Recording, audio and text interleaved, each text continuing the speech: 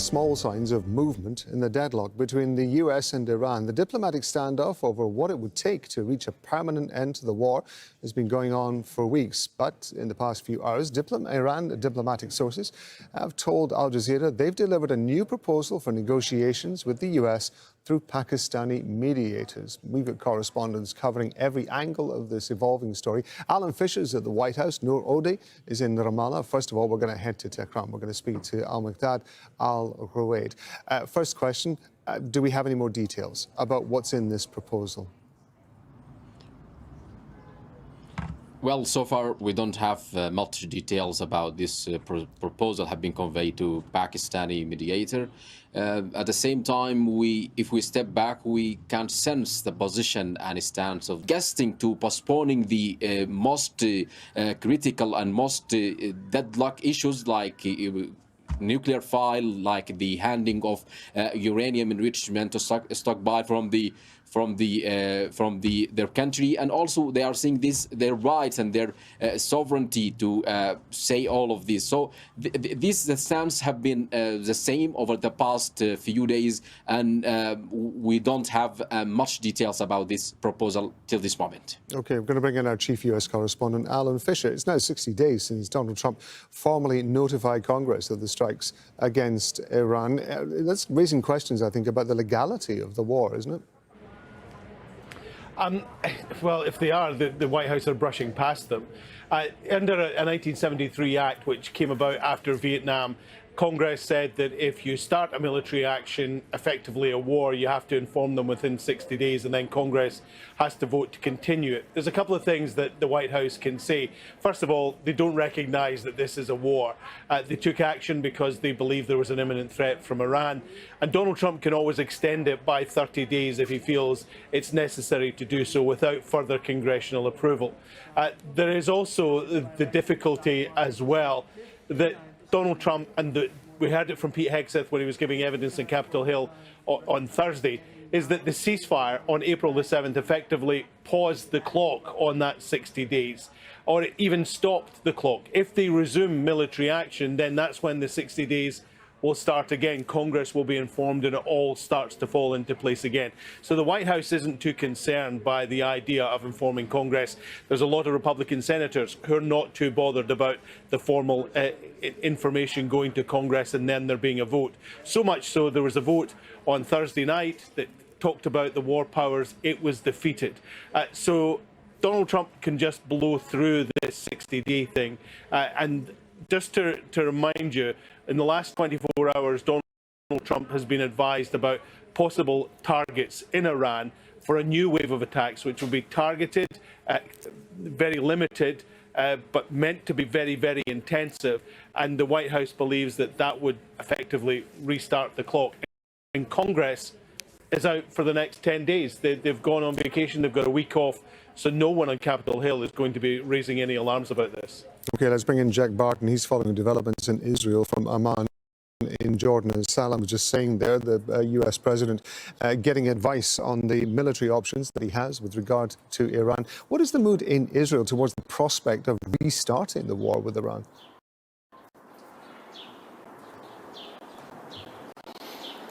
Well, the mood in Israel, if you look at the media, if you look at polls, there is frustration that the ceasefire was called for in the first place. And we've seen this with, particularly in the opposition that has just formed, with Naftali Bennett, has spoken out very loudly against the ceasefire, both with Iran and with Lebanon. But, you know, this is something that again and again is polling very high as a frustrating issue in Israel. We can listen now to some of those comments in the media.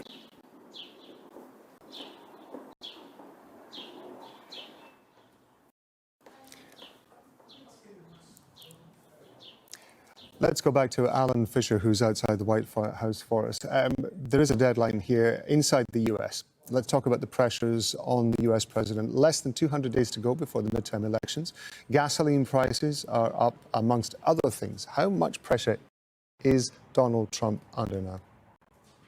Well, the Trump administration will tell you the macroeconomic signals are all good, that the economy is moving in the right direction.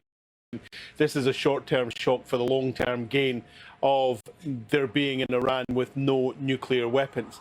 But the polls tell a different story. A new poll out from the Washington Post just in the last few hours says that 61% of Americans believe that military intervention in Iran was a mistake. 19% say the action has been a success, but 66% say it's either not been a success or it's too early to tell at this point. Now, half the people would like to see a peace deal done, even if it means accepting a weaker deal that was in place the last time. That won't happen. Donald Trump will not want to sign a deal that is weaker than the Barack Obama JCPOA, something he has derided for years and years. And so to sign a deal that's weaker would just be a huge error, and Donald Trump isn't going to do that. And the other half want stronger terms on Iran, even if it means resuming war. Now, Donald Trump will also be disheartened by the poll earlier this week that suggested that he's not good at handling the economy, and people believe that the current cost of living crisis is largely due to the Iran war, and they blame him for that.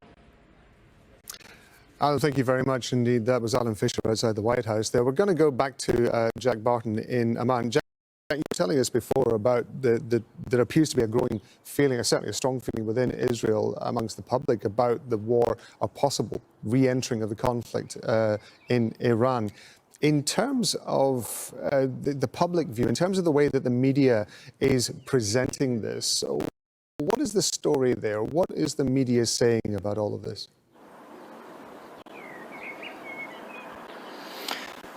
The general tone is that there is a frustration that Prime Minister Benjamin Netanyahu is following US President Donald Trump's line too closely, and this is restraining Israel.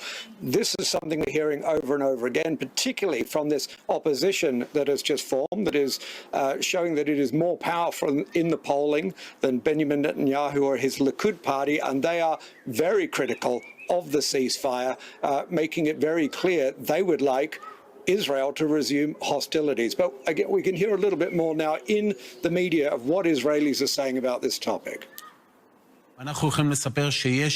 Israel is on high alert as fears grow that US-Iran talks could collapse next week. Cabinet ministers told me the chance of a US military strike is rising, potentially hitting energy sites and government institutions to ramp up pressure on Iran. Iran has closed Hormuz, while the US blocked Iran's ports, with each side believing the other will back down first. Iran may have greater endurance, while Donald Trump faces pressures like midterm elections and rising fuel prices. It is unclear who will step back first. And of course, over the past few days, we have seen preparations continue as this debate continues, with about 6.5 million tons of military equipment arriving in Israel and multiple refueling aircraft arriving, US refueling aircraft across the country, which would either allow Israel or the US and Israel in tandem to relaunch those attacks on Iran again. So preparations are clearly underway. Jack Barton there, live from Amman. Thank you very much indeed. Al-Maqdad Al-Ruhayd is in Tehran still for us. Donald Trump has claimed that Iran's leadership is split, and now we have this new proposal that apparently has come out from Iran, is being passed on to the Pakistani mediators. Is the Iranian government speaking in one voice? Do Iranian people believe that their leaders are speaking on their behalf?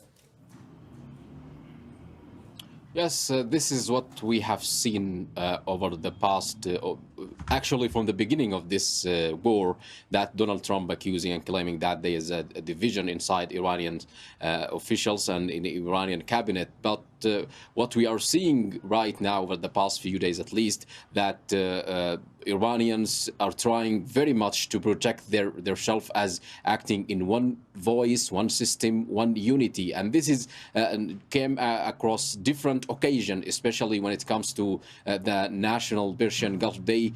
We are seeing a messaging come from the supreme leader itself, and also from the President Pezeshkian, and from diplomat, and from army leaders. They are also coordinated this message at the same time, sending actually core message. Yesterday, they are saying that there is a new era here in the Strait of Hormuz. We have a sovereignty in the Strait of Hormuz, and also are speaking about or rejecting the presence of the United States bases here in the region, and demanding to end of this war. And if we see all these messages comes from different level of leadership, we are seeing that there is a core message, there is a core words, even sometimes identical language from the parliament speaker and also Mohammed Baqir Ghalibaf. They are sending same identical language. So Iranians seeing that Donald Trump is speaking or denying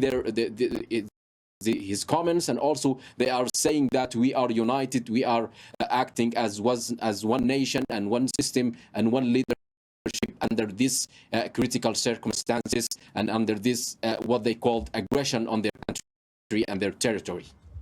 Al-Muqdad Al-Ruhayd talking to us there from Tehran. Thank you very much indeed. Well, I want to take you back to a story we were talking about earlier. 60 days since US President Donald Trump formally notified Congress of the strikes against Iran, but that has raised questions about the legality of the war and the power of Congress in that. I want to give you a closer look at the US War Powers Act. Under the 1973 law, US presidents have 60 days to conduct military action in response to imminent threats. Now, that's unless Congress has already voted to authorize the war. If it hasn't, the president must end the military action. Trump has a few options. One is to seek a 30-day extension. This requires a vote in both the House and the Senate. Option two is for Trump to argue the deadline doesn't apply because US forces are not currently engaged in direct hostilities with Iran.